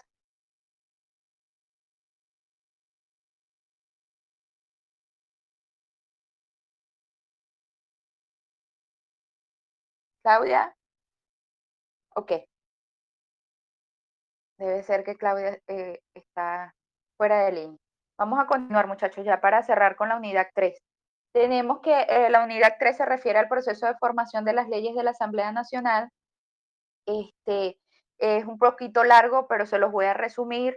Está contenido desde el artículo 202 hasta el 218 de la Constitución de la República Bolivariana de Venezuela, y no es otra cosa que digamos, el procedimiento que se sigue para dar nacimiento a un cuerpo normativo, en este caso de una ley. La ley deben entenderla de conformidad con el artículo 202, que no es otra cosa que el acto que va a emanar de la Asamblea Nacional como cuerpo legislador. Es decir, ya sabemos que esa es una de sus atribuciones principales, legislar, crear cuerpos normativos. Esas leyes van a ser sancionadas por la Asamblea Nacional y después que son sancionadas son promulgadas por el presidente de la República y se le da lo que se conoce como el ejecútese, el cúmplase, y a partir de ese momento entra en vigencia la ley. ¿Qué hay que tener en cuenta en el proceso de formación de las leyes? Primero, que ellas nacen de un proyecto. Es decir, para que una ley se convierta en ley, tiene necesariamente que haber un proyecto previo. Es decir, hay una iniciativa legislativa, hay un cuerpo normativo propuesto para que sea discutido y aprobado por la Asamblea Nacional y últimamente sancionado y después promulgado por el presidente de la República. Ahora, esa iniciativa legislativa le va a corresponder a varios actores y esos actores están determinados por el artículo 204. Si tienen su constitución a la mano, se van a dar cuenta que la iniciativa legislativa corresponde al Poder Ejecutivo Nacional, a la Comisión Delegada y a las comisiones permanentes de la Asamblea Nacional, a los integrantes de la Asamblea Nacional en general, en un número no inferior a 3 integrantes, o sea, 3 diputados, al TSJ, al Poder Ciudadano, al Poder Electoral y a los electores en general en una proporción no menor al 0,1% de todos los inscritos en el registro civil. Y también al Consejo Legislativo. El Consejo Legislativo, cuando veamos la unidad 7, se refiere al poder legislativo, pero en la entidad territorial correspondiente, o sea, en el Estado. Y existe también lo que se conoce como Consejo Municipal, es la figura del poder legislativo, pero en el municipio, es como que lo más chiquitito. Ok, entonces todas estas figuras que están en el 204 tienen la posibilidad, la facultad por constitución de proponer proyectos de ley. Entonces, yo, presidente de la República, puedo proponer un proyecto de ley a la Asamblea Nacional, yo, Poder Ejecutivo. Yo, Tribunal Supremo de Justicia, también puedo proponer un proyecto de ley. Yo, ciudadana común, puedo proponer un proyecto de ley ante la Asamblea Nacional. Cuando ese proyecto de ley llega a la Asamblea Nacional, se produce una primera discusión de ese proyecto legislativo. Esa discusión, recuerden que estamos del 202 al 218, es un procedimiento, o sea, guarda varios pasos a seguir, pero en el cuadro, en el esquema que yo les puse en la guía, pese a que se ve chiquitito las letras, está bastante claro en el entendido de los pasos que se siguen, ¿no? Pero resumidamente son los siguientes. Entra el proyecto de ley a la Asamblea Nacional. Este proyecto se presenta ante este Poder Legislativo y ¿qué va a hacer la Asamblea una vez tiene el proyecto en las manos? Sencillamente va a pasar a discutir ese proyecto de ley. En una primera discusión que la van a mirar en el artículo 208 de la Constitución, básicamente esa discusión va a versar sobre la exposición de motivos que tenga esa ley, es decir, por qué estás proponiendo esa ley, cuál es la justificación de proponerla. Se va a discutir el alcance de la ley y la viabilidad, si es viable que entre en vigencia esa ley, si guarda relación con los intereses de la nación, el alcance de la ley, hasta dónde, cuál es el alcance, cuáles son los objetivos de ese proyecto de ley. Y además se va a discutir el articulado en general. En general, ¿qué va a pasar? De ese proyecto de ley discutido en primera instancia, se va a emitir un informe en esa primera discusión. Ahora, para que un proyecto de ley se convierta en ley, vuelvo y repito, tiene que pasar por dos discusiones. En esa primera discusión, tenerlo claro. Son dos discusiones en días diferentes. La primera, discuten el articulado completo y además atienden a la exposición de motivos, a si es viable, al alcance, a los objetivos de ese proyecto que me estás proponiendo para que se convierta en ley dentro de la República. Después que pasa esa primera discusión, viene una segunda discusión. En esa primera se emite un informe que no va a exceder de los 30 días siguientes a la discusión y pasamos a una segunda discusión. La segunda discusión es súper importante porque en la segunda discusión, la tenemos en el artículo 209, cuando se recibe, digamos, el informe de la comisión que corresponda de la Asamblea Nacional, se pasa a la discusión de artículo por artículo. Se va a discutir artículo por artículo. Si la ley tiene 100 artículos, bueno, cada uno de los artículos tiene que ser discutido por la Asamblea Nacional. Y ojo con esa comisión que menciona el artículo 209. El 209 hace referencia, y el 208 también, incluso en el final, hacen referencia a las comisiones, porque las comisiones son los encargados de estudiar proyectos. Ya recordamos aquí, ya mencionamos, diría, la existencia de las comisiones. Hay comisiones de acuerdo a la materia. Si es una ley o un proyecto de ley en materia de salud, le corresponde a la Comisión de Salud discutir esa ley, en principio, aunque puedan confluir otras comisiones de trabajo. Pero en principio la Comisión de Salud. Ok, esa comisión viene y emite un informe de esa primera discusión. Llega el informe de la primera discusión y ahora se pasa a discutir artículo por artículo. ¿Qué va a ocurrir? Después de la discusión de artículo por artículo, si se aprueba ese contenido, bien sea sin modificaciones, sin, digamos, ningún pero u objeción respecto a lo que contiene, la ley a partir de ese momento va a ser sancionada por la Asamblea Nacional. ¿Esto qué significa? Sancionada es que ya, listo, le doy mi visto bueno. Le doy mi visto bueno para que la ley ejerza a partir de este momento funciones, no, entra en vigencia dentro del país. Pero esa sanción que le da la Asamblea Nacional no basta. para que la ley pueda surtir efectos dentro del país. Es necesario que una vez el proyecto sea aprobado, el presidente, ¿verdad? El presidente de la Asamblea Nacional sanciona la ley, la sanciona. Ojo con el término, sancionar, el verbo sancionar, la Asamblea sanciona. Y luego de allí pasa al presidente de la República para promulgar. Cuando llega a manos del presidente de la República, el presidente tiene la facultad precisamente eso de promulgarla. ¿Qué va a hacer el presidente de conformidad con el 213?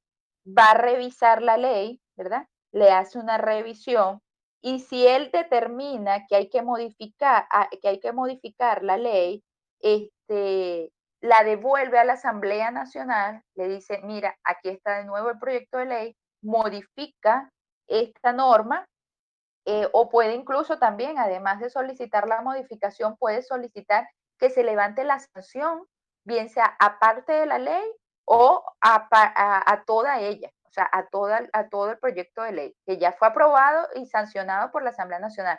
Pero el presidente de la República no le da el visto bueno, tiene el visto bueno del Poder Legislativo, pero del Poder Ejecutivo no lo tiene. En ese caso, ¿qué va a pasar? Si no se aprueba, ¿verdad? Si se levanta la sanción, cuando hablamos de sanción no es pena, muchachos, en este caso, no es sanción desde el punto de vista de, de pena, de daño producido, sino de que entra en vigencia la ley. Más que entrar en vigencia, que te doy el visto bueno, proyecto de ley. Entonces, el presidente de la República puede decir, mira, levanta la sanción a todo el proyecto de ley o aparte de él. Entonces, si el presidente no promulga, hasta ahí queda el proyecto. O sea, no se convierte en ley definitiva, no se convierte. Cuando llega esa solicitud de modificación o de levantar la sanción aparte de la ley o el proyecto de ley en este caso, la Asamblea Nacional debe decidir respecto a eso. En este caso, hace las modificaciones que correspondan o lo solicitado por el presidente y debe, en todo caso, devuelve el proyecto al presidente y el presidente promulga la ley. La debe promulgar dentro de los 5 días siguientes al recibido. En este caso no puede hacer más observaciones. O sea, si ya la recibió con las modificaciones solicitadas, tiene 5 días para promulgar la ley. ¿Qué va a pasar también? Si el presidente de la República observa en ese proyecto de ley, considera que alguno de sus artículos o contenido de las normas tiene rasgo inconstitucional, va a solicitar que el TCJ se pronuncie respecto a eso. Cuando veamos el TCJ, vamos a ver la que tiene materia, competencia en materia de determinar si una ley es inconstitucional o no. Entonces, solicita apoyo, solicita pronunciamiento de la Sala Constitucional del TSJ y en todo caso, después que el TSJ se pronuncie, si se niega la inconstitucional, es decir, el TSJ dice, mira, presidente de la República, la ley no es inconstitucional. Debe necesariamente el presidente pasar a promulgar la ley en el instante. Si la ley es inconstitucional, según el TSJ, bueno, hasta allí se queda, porque cuando una ley violenta los principios constitucionales, recordemos de nuevo la pirámide de Kelsen, esa ley necesariamente entra en un carácter de nulidad, porque choca con los principios y el contenido de la Constitución. Entonces no puede entrar en vigencia. Una ley que colide con la Constitución no debe entrar en vigencia. Entonces, tenemos que una vez que el presidente, promulga, recibe la ley con modificaciones o no le hizo modificaciones, pero bueno, la recibió con modificaciones de la Asamblea Nacional. Tiene 5 días para promulgarla. Una vez que el presidente promulga la ley, ¿verdad? Eso se traduce en publicar la ley con lo que les comenté con la coletilla cúmplase. Es decir, la ley entra en vigencia a partir de ese momento y es publicada en Gaceta Oficial. Por eso es que cuando leemos las leyes siempre dicen Gaceta Oficial de la República Bolivariana y el número es tal. Ok. A partir de ese momento, a partir de esa fecha es que la ley entra en vigencia y depende necesariamente del presidente de la República. Entonces, fíjense que en todo este proceso de formación de las leyes, lo interesante es ver que pese a que el Poder Legislativo Nacional, que es la Asamblea Nacional, ¿verdad? A través de su órgano, tiene la función o atribución principal, primigenia de legislar, necesariamente la figura del presidente, por atribuciones de la Constitución, es importantísima en que una ley entre en vigencia o no. Entonces, el presidente sigue siendo una figura importante en la existencia del proceso de formación de las leyes en Venezuela, porque puede que la Asamblea haya sancionado la ley, pero si el presidente no la promulga, lastimosamente la ley no tiene el cúmplase, no tiene el ejecútese, por lo tanto no entra en vigencia. Y cuando hablamos de ley, muchachos, el artículo 202 y 203 nos engloba tanto a las leyes en general como a las leyes orgánicas, las leyes especiales, los códigos y todo ese conglomerado que forma parte de la pirámide de Kelsen en nuestro ordenamiento jurídico. Las leyes orgánicas y las leyes especiales son unas bien determinadas. Las leyes orgánicas incluso son las que así determina la ley. Un ejemplo, la ley de fronteras. Y digo la ley de fronteras porque en el artículo, perdón, la misma Constitución ordena que ordena en su contenido, en el contenido constitucional, ordena que algunas leyes sean de carácter orgánico, es decir, que desarrollen principios constitucionales. Cuando la Constitución así lo determina, esa ley va a ser orgánica desde el principio, porque desarrolla todo lo que tiene que ver con los principios constitucionales y el ejercicio y funcionamiento de los órganos del poder público. Entonces, existe también lo que se conoce como las leyes habilitantes, como ya mencionamos, las leyes habilitantes es una facultad que se transfiere de la Asamblea Nacional al presidente de la República y es como decir, mira, presidente de la República, te faculto, yo Asamblea Nacional, yo Poder Legislativo, te faculto a ti Poder Ejecutivo Nacional, a ti específicamente presidente de la República, a que legisles en materias de competencia, bien sea nacional, de interés nacional. Entonces el presidente tiene la facultad de legislar, es decir, de crear cuerpos normativos. Entonces, tenemos en general las leyes orgánicas, las leyes especiales, las leyes habilitantes y también los códigos. Los códigos son cuerpos normativos que se especializan en normas relativas a una determinada, digamos, materia. Ejemplo, el Código Civil venezolano. Habrán, me imagino, escuchado de él en alguna oportunidad de su vida. De hecho, yo se los he nombrado en las clases anteriores. El Código Civil venezolano regula todo lo que tiene que ver con nosotros como ciudadanos.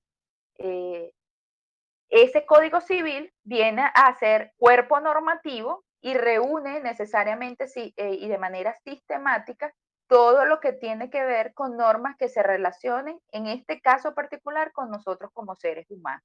Y cuando hablamos del Código de Procedimiento Civil, también es una figura de código, precisamente. ¿Por qué? Porque desarrolla todo el procedimiento que se debe seguir, por ejemplo, en materia de filiación, cuando nosotros somos presentados e inscritos en el registro civil, en materia de divorcio, en materia de sucesiones, en materia de ventas, en materia de cosas, en materia de bienes, etcétera, etcétera, etcétera. Entonces, pendiente con el proceso de formación de las leyes, tienen que tener en cuenta que son dos momentos básicamente, un momento de sanción de la ley por parte de la Asamblea Nacional y un momento de promulgación de la ley por parte del Ejecutivo Nacional a través de la figura del presidente de la República. Lleva dos discusiones por la Asamblea Nacional, una que es general, del articulado en general, de su exposición de motivos, de su alcance, de su viabilidad, de su intencionalidad, de sus objetivos, y después de ello se emite un informe de la comisión especializada y llega a una segunda discusión donde se discute artículo por artículo. De no aprobarse, de no tener modificaciones que hacerse, se sanciona la ley por la Asamblea, pasa al presidente de la República, el presidente puede solicitar modificación o que se levante la sanción a toda o a parte del proyecto y luego de recibir las modificaciones, debe promulgar, la ley dentro de los 5 días siguientes. Tiene la facultad también el presidente de, si observa que o presume que es de carácter inconstitucional una o varias normas de este proyecto de ley, solicitar información o pronunciamiento, opinión al TSJ a través de la Sala Constitucional, y si el TSJ dice, mira, no es inconstitucional, debe en consecuencia de inmediato aprobar a través de la promulgación la ley, y por lo tanto le da el cúmplase y el ejecútese, y a partir de ese momento, a través de la Gaceta Oficial de la República, la ley entra en vigencia para todos los que residimos en este país. Entonces, muchachos, con esto doy por terminado la unidad número 3. Son las 9:56 p.m. por acá. Aquí no me ha llegado la electricidad. Tengo bastante agotada la garganta, por cierto, también. Pero ni modo, nos toca continuar. Voy a dar por finalizada la unidad 3 y nos unimos para poder cerrar esta grabación, y nos unimos en un rato a la unidad 5, mientras programo y descanso un ratito la garganta. Si tienen alguna pregunta de esta unidad, es el momento de levantar la manito, por favor, para entonces aclararla y después continuar con el Poder Judicial.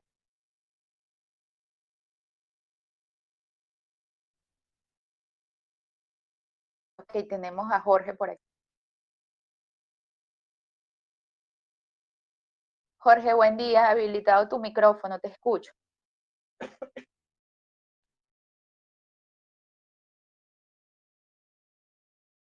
Jorge, buen día. No sé si me escuchas, por favor.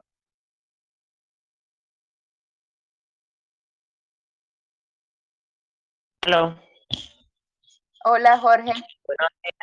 Buenos Hola, buen días. día. Buen día, cuéntame. ¿A qué hora será la unidad 5? Ahorita de seguidas, descansamos unos 5 o 10 minutitos cuando mucho y iniciamos las 5. Ok, eso era todo lo que quería preguntar. Respecto a la unidad, ¿no tienes ninguna duda, inquietud? No, lo explicó muy bien. Perfecto, chévere. Bueno, voy a silenciar tu micrófono. Ok. Claudia, te escucho, tienes el micrófono habilitado. Buen día, profe. Hola. Ahí me quedó más que todo, fue como cierta inquietud en el caso de cuando usted comentó que el presidente va a los organismos internacionales y se aprueban estos Tratados, acuerdos, convenios. estos tratados cuando llegan al país, y si la asamblea no lo aprueba, el país deja de pertenecer al tratado. El presidente en todo caso aprobó, dio su voto, ¿verdad?, en favor de ese acuerdo, pero el tratado no tiene nada que ver, no se convierte en ley en Venezuela. No quiere decir con esto que dejó de tener efecto, ¿verdad?, el voto que dio el presidente, y hablo del presidente porque, bueno, puede ser el presidente, pero como les comenté, también Claro. puede ser la figura que haya asistido, ¿no?, al convenio, el canciller, el ministro de Relaciones Exteriores, etcétera. Entonces, o el delegado que haya, en este caso, designado el Ejecutivo Nacional.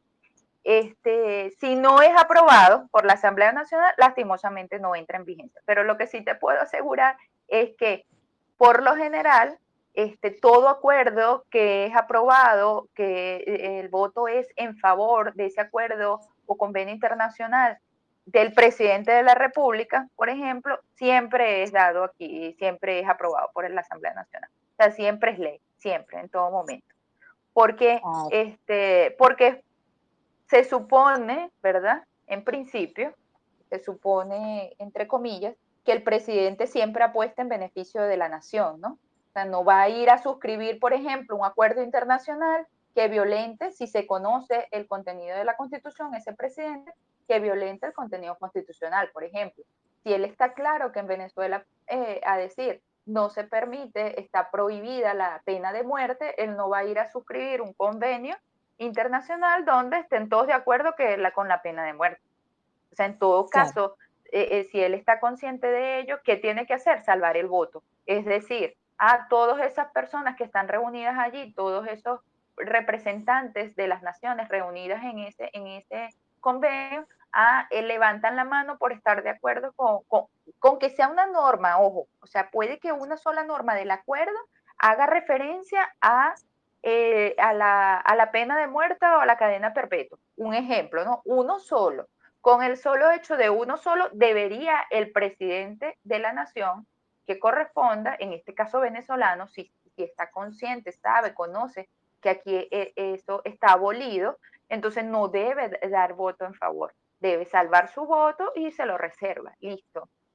Entonces, por lo tanto, cuando él llega aquí de nuevo al territorio nacional, ese acuerdo internacional ni siquiera va a pasar por ningún tipo de nada de la Asamblea Nacional porque no tiene nada que aprobar, porque el presidente asistió a la cumbre, por ejemplo, si se tratase de una cumbre, pero no suscribió el acuerdo al que se llegó en esta cumbre. Así de sencillo. Si no lo suscribió, no hay nada que aprobar. Pero por lo general se aprueba. O sea, lo que el presidente acuerda en otras naciones se aprueba dentro del país. Y al aprobarse, necesariamente pasa desde ese mismo instante a entrar en vigencia dentro de nuestro territorio. Eso es muy importante, sobre todo porque guarda relación con el artículo 31 constitucional que establece el amparo internacional, ¿no? Que además que nosotros contamos con esos acuerdos internacionales, tenemos posibilidad de acudir ante organismos internacionales u órganos internacionales, que incluso ya lo hemos mencionado también, solo que esto tiene un coste, ¿no? Un coste elevado en materia de recursos que, bueno, no todo el mundo se atreve a acceder. Entonces, y precisamente guarda relación a su vez con ese escalafón, digamos, de instancias a las que podemos ir acudiendo y que ya hemos puesto ejemplos sencillos como que tengas algún impasse con un compañerito de clase cuando estábamos en la etapa colegial. Bueno, acudías al compañero, intentas resolver con él, si no te ibas a la profesora, a la docente de aula, después te ibas a la dirección, después quizás a la zona del municipio educativa y así vas escalando. Y podrías haber llegado incluso hasta el TSJ a través de un recurso de casación, que es el máximo recurso en Venezuela. Bueno, no encontré respuesta a mi conflicto allí, y bueno, entonces salgo ante organismos internacionales. El 31 constitucional nos da a nosotros ese derecho, a ampararnos internacionalmente y a dirigir bien sea peticiones o quejas ante estos órganos internacionales. Por eso es que vemos mucho en medios de comunicación cuando, entre comillas, la oposición, que ya no se sabe aquí quién es oposición y quién es oficialismo, por llamarle de alguna manera, no me gusta utilizar esos términos, pero son los que se utilizan para que me puedan entender, dicen que acuden ante organismos internacionales. ¿Por qué? Porque, bueno, como ya no se encontró respuesta aquí, acudo ante órganos internacionales. Eso guarda relación en cuanto a la internacionalidad de los derechos de nosotros como ciudadanos, ¿no? Lo podemos tener a través de esas peticiones que podamos hacer ante órganos fuera del territorio, o lo podemos tener amparado también en esos acuerdos o tratados o convenios internacionales que suscribió nuestro presidente. Cuando habla nuestro presidente, el que se trate, que corresponde según el momento, o el Ejecutivo Nacional en general en esos eventos que se hayan celebrado fuera del país y de los cuales haya nacido necesariamente un acuerdo y ese acuerdo sea suscrito y después traído para acá y aprobado por la Asamblea Nacional. A partir de ese momento, así como tú puedes ampararte en la Constitución Nacional para defender un derecho, puedes ampararte en un contenido, en un artículo de un acuerdo que haya sido suscrito por Venezuela. O sea, tienen el mismo rango. ¿Me explico? O sea, puedes ampararte en el código, no sé, vamos a hablar de la Ley Orgánica de Educación, para hablar del ámbito educativo.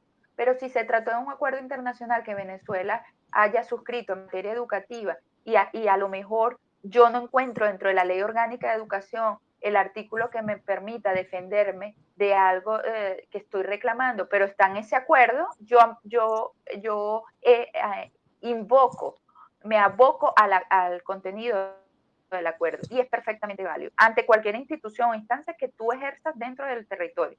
O sea, si yo voy a un tribunal, yo perfectamente, en vez de hacer referencia o invocar el artículo tal, número tal, X de la Ley Orgánica de Educación, bueno, entonces yo puedo perfectamente invocar el artículo número X de el acuerdo internacional celebrado por Venezuela en fecha tal. Y es perfectamente válido. Ningún tribunal, instancia administrativa y o jurisdiccional se puede negar a ampararte tú reservar, digamos, de justificar tu derecho, tu reclamo en un acuerdo internacional, porque es ley, vuelvo y repito, es ley dentro del país, es tal cual como hablar de cualquier ley en Venezuela, tal cual, solo que se suscribió fuera del país, lo suscribe por lo general el Poder Ejecutivo Nacional a través de sus órganos, pero al entrar en vigencia aquí tiene plena validez, absoluta y plena validez. ¿Entendido, Perfecto. Claudia? Sí, Ok, gracias. buenísimo. Entonces, con esto, con la pregunta de Claudia, cerramos la unidad número 3 y nos conectamos en un ratito. Voy a hacer un receso entre 5 y 10 minutos para comenzar con la unidad 5, el Poder Judicial. Vamos a cerrar entonces esta grabación, muchachos. Nos escuchamos en un rato. Gracias por la atención.